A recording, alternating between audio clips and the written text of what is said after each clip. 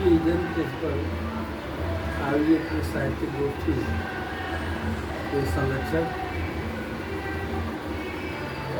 भारतीय दर्शन धर्म परंपरा के विद्वान और हमारे प्रदेश के पूर्व मंत्री परम आदरणीय श्री सर्वजी सुंदर साहब को प्रणाम।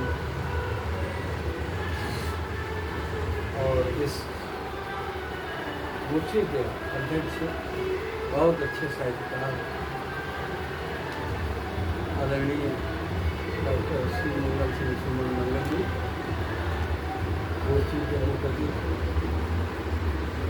एक अच्छे कवि श्री पी एस सोनी साहब, विशिष्ट आदरणीय सुनील कुमार वाजपेयी जी, तो बहुत अच्छे कविता कोशिश की अपने बहुत पसंद। और इस गोष्ठी के सुसंचालक और अच्छे कवि श्री जितेंद्र सुभाषवर जी, श्री राजीव राम बसर जी, ये एक अच्छे कवि भी हैं और उनके द्वारा इस गोष्ठी का आयोजन किया गया है। वे आदरणीय गड़िया जी के पीए भी हैं और श्री हमारे लखनऊ के साहित्यकारों के जो है सूचना और प्रसारण मंत्री श्री मनमोहन बाराकोटी जी और बहुत अच्छा आपने सुनाया था दिनेश सोनी जी, वो भी आप भी लिया जी के संबंधित हैं, रिश्तेदारी मानते हैं। श्री अनिल रस्तोगी जी, जो बहुत अच्छे बोले हैं, कहीं के कवि हैं और गड़िया जी के वही रिश्तेदार हैं। और परम आदरणीय भाव जी लखनऊ में तो सब जानते ही हैं, लखनऊ के बाहर भी बहुत सारे लोग जानते हैं। और आपके कवि भी, आपके पुत्र भी बहुत अच्छे कवि हैं, उसमें टीवी में हैं और एक पुलिस में हैं, बहुत अच्छे कवि हैं, बहुत आपका नाम है। और श्री राजकिशोर त्रिवेदी जी, वो बहुत अच्छा जो आपने भी सुनाया था। सब आप सबको नमस्कार, प्रणाम।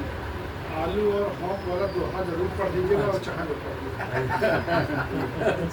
ठीक, तो वो जो है डॉक्टर साहित्य भूषण डॉक्टर परमानंद गड़िया जी से के दर्शन हमें वर्ष 1997 में पहली बार मिले। अभी निराला साहित्य परिषद का जिक्र हुआ तो वो उनको सम्मानित किया जाना था और वो महमूदाबाद जा रहे थे और हमारे कार्यगुरु थे डॉक्टर रामासी सरिता जी, वो भी उसमें उनको जाना था तो उन्होंने हमसे कहा आप चलिए, तो हम भी गए। उनका परमानंद गड़िया का बहुत ही शांत सौम्य और गंभीर चेहरा और जो बातें करते थे वो सब ये जो है हमारी भारतीय संस्कृति और जीवन मूल्यों के हमेशा बात करते थे। इधर उधर की बातें उनका नहीं, उनको अच्छी लगती थी, बहुत ही बड़े प्रेम से बोलते थे। बड़ा हमें तो उनका बहुत ही आशीर्वाद मिला। उसके बाद तो हम उनके घर जाने लगे, बहुत बार गए। तो घर पर उनकी जब जाते थे तो बहुत ही पसंद होते थे, बड़े मन से खिलाते पिलाते थे, पुस्तकें भी देते थे। और उसके बाद जो है जो कार्यक्रम होते थे उसमें भी उनके दर्शन होते ऐसे मिलता था हमको। और कभी कभी हम उनको जैसे किसी उसमें जो है अपने कार्यक्रम में मिल गए तो उनको घर छोड़ने भी आते थे। तो एक बार तो उनको छोड़ने आ रहे थे तो पता नहीं आप थे कि नहीं थे, तो उन्होंने कहा किधर चलें। तो दो रास्ते थे उनके घर के, एक तो रास्ता वो था, वो मैदान था उधर था, और दूसरा एक जो है वो गली सी थी उधर रकाबगंज में, जो गली रकाबगंज आप उस समय नहीं थे, तो रकाबगंज जो गली निकलती थी उधर से पीछे से आई है तो वो निकलती। तो हमने कहा कि डॉक्टर साहब किधर चले, तो उन्होंने कहा इस गली से चलिए। हमने कहा ठीक है, कोई हम जानते थे इतनी ज़्यादा उस दिन इतनी ज़्यादा भीड़ थी, उसमें इतनी ज़्यादा भीड़ थी कि समझिए कि और गाड़ी जो है, एक आदमी गाड़ी यदि आ रही है तो एक आदमी का पैदल निकलना मुश्किल है। फिर उन्होंने कहा तो हमने कहा चलिए कोई बात नहीं, ठीक है। तो फिर आए, बड़ी मुश्किल से उनको छोड़ा वहाँ।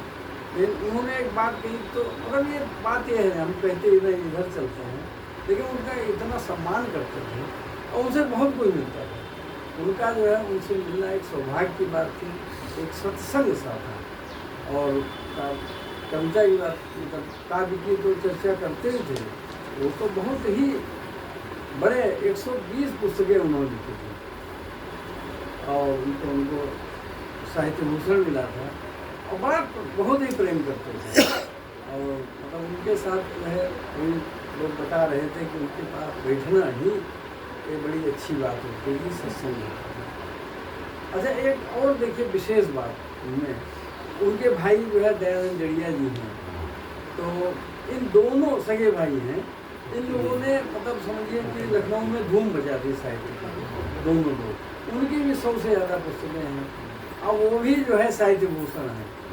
वो तो अभी जीवित है, उनके घर हम कई बार गए हैं, आपके साथ रामायण जड़िया जी के यहाँ भी गए, दयानंद जड़िया जी के यहाँ भी गए और अकेले भी दयानंद जड़िया जी के हम गए हैं, गोष्ठियों में गए हैं।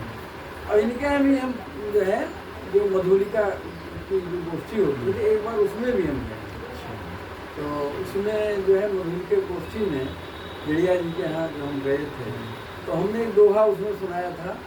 वो जो है, पति है टायर की तरह और पत्नी होती ट्यूब। पति है टायर की तरह, पत्नी होती ट्यूब। अब जब दोनों ही ठीक हों चले साइकिल को। तो उनमें रामकिशोर तिवारी जी थे। तो रामकिशोर तिवारी जी ने कहा कि ये उपमा हमने पति और पत्नी की नहीं सुनी। तो ये हमें याद है। ये अब तो ट्यूबलेस आ गया है। साइकिल तो साइकिल आपने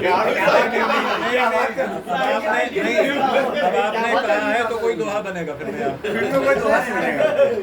अब पंडित जी, उनकी भी जरूरत नहीं है जी, और टायर की भी जरूरत नहीं है जी। अब तो लिविंग कोई भी आकर के चिपक सकता है। क्या बात है, और क्या सुप्रीम बात है। कोर्ट ने इसके लिए परमिशन, जो बचा बराबर अधिकार है, वो भी चला जाए। बराबर अधिकार है।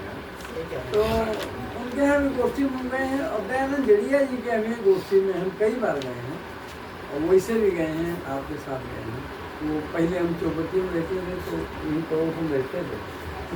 दयानंद जड़िया की तरफ जाओ तो आपका मकान पड़ता है। हाँ हाँ। और देखिए डॉक्टर धन साहब जो हैं, ये नैसर्गिक कवि भी हैं, ऐसा कम लोग जानते हैं। तो आज उसका उदाहरण हम लोग देखना चाहेंगे। तो उसकी कुछ चीजें जो है हम लोगों उनकी याद, तो उनका आशीर्वाद हमें मिला। 20 बार उनके घर गए और बड़ा अच्छा लगता था। और तो